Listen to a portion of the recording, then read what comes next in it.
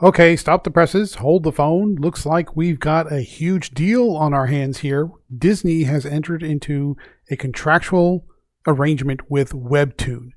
Now, on the surface of it, this is probably a great idea. If you think about it, there are hundreds of thousands, maybe even millions of people who read Webtoon, but at the same time, the focus may not be what you think it is.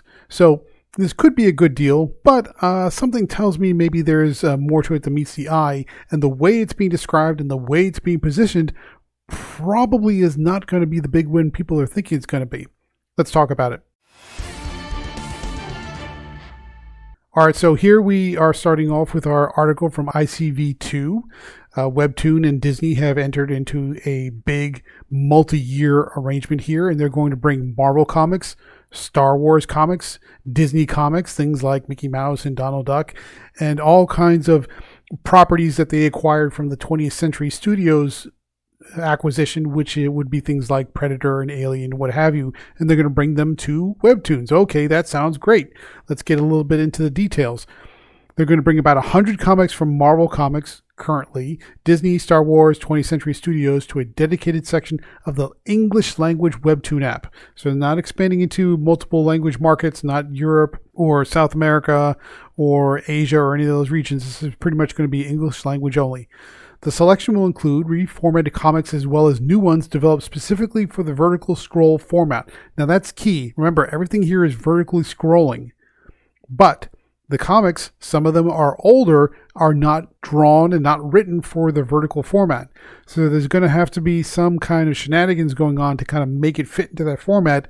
And in some cases, it's not going to quite work. But let's talk about some specifics based upon what we have from the article. The launch titles are Amazing Spider-Man 2022 from Zeb Wells and John Romita. Now, right off the bat, that should be our signal as a red flag and a big problem. That run was horrible. Zeb Wells did a terrible job with Spider-Man. That is probably one of the worst runs of Amazing Spider-Man in modern Marvel history. So for them to kind of go out of the gate saying, hey, Webtoons readers, if you like Marvel and you like Spider-Man, why don't you start with this series? And to that I say, no. Why would you do that? Why would you give them one of the worst runs that you could possibly imagine? The runs that gave us the death of Kamala Khan, which turned out to be a whole lot of nothing. The run that gave us one of the most hated characters in Marvel history, Paul. All those things came out of that Zeb Wells run. Why would you start with that? That's a bad idea, and already that tells me the people who are thinking about the relationship between Disney, Marvel, and Webtoon don't have their thinking caps on. Then we have Avengers from Jonathan Hickman. Okay, sure. Not bad. Sure, we can go with that. We have Star Wars 2015 from Jason Aaron, which was okay, fine. That's not terrible. And then we have Alien 2021 from Philip Kennedy Johnson and Salvador Larroca. Now that run is very much in line with kind of the modern Alien run that we see in movies and now on television. That run was okay, but not great. It was very hit or miss. So again, if you're talking about taking the Fox properties, and I mean Fox Studios properties, and trying to present them in comics format to bring on new readers, they're not putting their best foot forward with some of these titles. Then you also have Disney as Old as Time, A Twisted Tale. Okay, fine. You got the Disney titles in there, which are like Mickey Mouse, Donald Duck, Beauty and the Beast, and some of the films and what have you. So sure, we can go with that. But let's hear what they have to say here. So we have Young-Soo Kim, who is Chief Strategy Officer for Webtoon, and his statement is, the Disney, Marvel, 20th Century, and Star Wars brands are among the most legendary, creative, and successful in the industry. You can make that case, sure. I think there's a lot of tarnish on that shine over the last couple of years, but we'll go with it. He continues, we're thrilled to kick off this collaboration with iconic series from their comic book catalog, and this is just a start. Sure. Together, we're bringing this legendary storytelling to a new generation of mobile native comic fans. Now, that's key. Mobile native comic fans, while giving existing fans a new way to experience series and characters they love. Here's that problem that we saw right from the bat when we read this article and said, oh, this doesn't sound great. The comics of the last 10, 20, actually the last 50, 60 years are not designed to be vertically scrolling mobile format types of entertainment that you read and consume on a screen. It just doesn't work that way. Vertical scrolling formats have a very particular style, have a very particular look, and the art has to be arranged in such a way to make it palatable and consumable in a way that makes it make sense. If you just try to take the normal comic format that you would get off of a floppy comic and try to shove it into a vertical scrolling, it's going to look weird, it's going to look clunky, nobody's going to like it. So right off the bat, they're just going to kind of shoehorn that in just to get it out there. They're not putting the best foot forward with the story choices they're making, and they're trying to put it in a format for which it was not natively designed. That's problem number one. Problem number two is this last statement here. While giving existing fans a new way to experience series and characters they love, at the same time as they're trying to build a new generation of mobile native comic fans. That is a secondary and probably a much bigger problem. You can't take one fan readership group and turn them into a different fan readership group. Most of the people who read webtoons, not all of them, there are exceptions, but most of the people who read webtoons comics are very much into comics that are mostly free.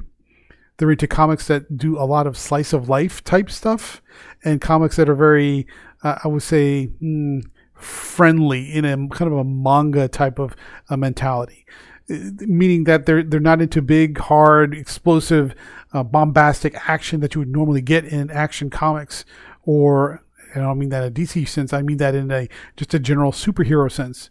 You've got Alien, you've got Avengers, you've got Amazing Spider-Man, you've got Star Wars. These are big action franchises. That is not what the webtoon audience is usually looking for. They're looking for emotional relationship drama. They're looking for slice of life. They're looking for nuanced emotional character beats. That's a very different kind of storytelling.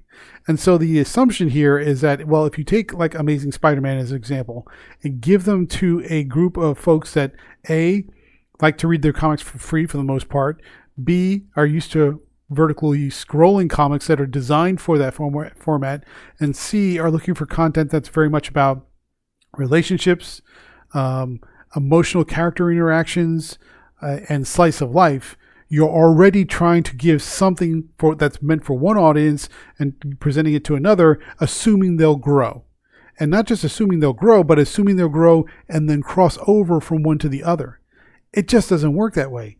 No product works that way. You can't make an audience for one product like the product that was meant for a different audience.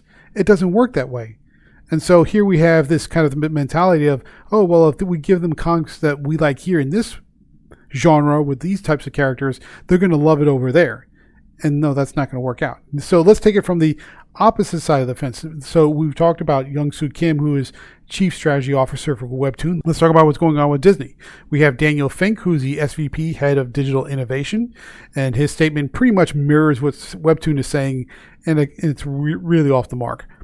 His statement is, our collaboration with Webtoon will allow us to expand our beloved franchise universes on a best-in-class digital platform.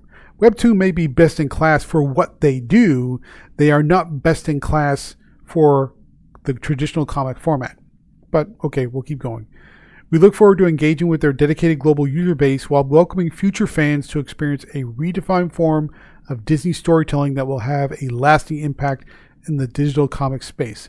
Again, here, they're sort of using weasel words, but they're making that same assumption. The assumption is, if we give comics to folks that are used to Webtoon, they'll become fans, and then that'll expand our user base across many, many, many more people on different platforms.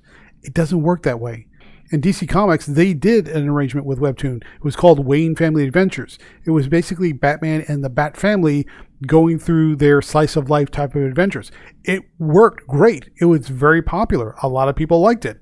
It was Bruce Wayne as Batman with Jason Todd, with Damian Wayne, with Dick Grayson, all the characters in the Bat family, but it was rewritten, but it was written specifically for Webtoon. It was a very slice of life type of story, which is fine. And it got a lot of popularity. A lot of people liked it. Nothing wrong with that at all.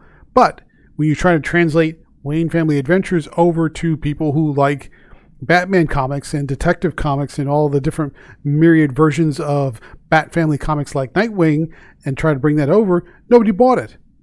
Now, they did put it together eventually in a collector's item and it did some sales, but it wasn't the big hit that DC was expecting. They wanted that Webtoon audience to come over to DC Comics and become DC Comics readers, and it just didn't happen. So we have an example of a publisher doing this in the big two. We saw the net effect it had when they created content that was specific for the Webtoon audience, but when they tried to bring it over to the regular DC audience and with the regular DC Comics, it just didn't translate because it's a different kind of audience. So it just doesn't work that way. So what's the lesson here? What's the problem here? And how is this arrangement going to work out? I mean, time will tell. But if I had to put on my thinking cap and my future thinking cap, looking at past examples, you're going to put some of these comics out there. Maybe you'll get some traction on Webtoon, but most of those people are looking for that stuff for free. That's not their kind of story, or they won't read it at all. And maybe you'll get some traction. Maybe you'll get some kind of following, but it won't translate into reading the physical comic. They won't translate over into reading other Marvel comics unless it's specifically and already on that platform.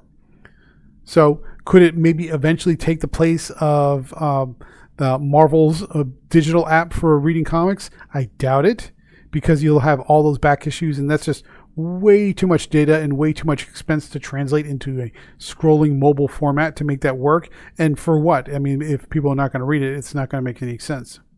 But you know what? That's my opinion. Why don't you let me know what you think? Leave a comment down below if you think this arrangement is going to be a fantastic idea, or this is going to be basically another shot in the dark to try and gain some more digital followers, but not doing it in the way that's actually going to work. Let me know your thoughts in the comments below. Don't forget to like, share, and subscribe. And thank you very much for joining. I'll see you next time.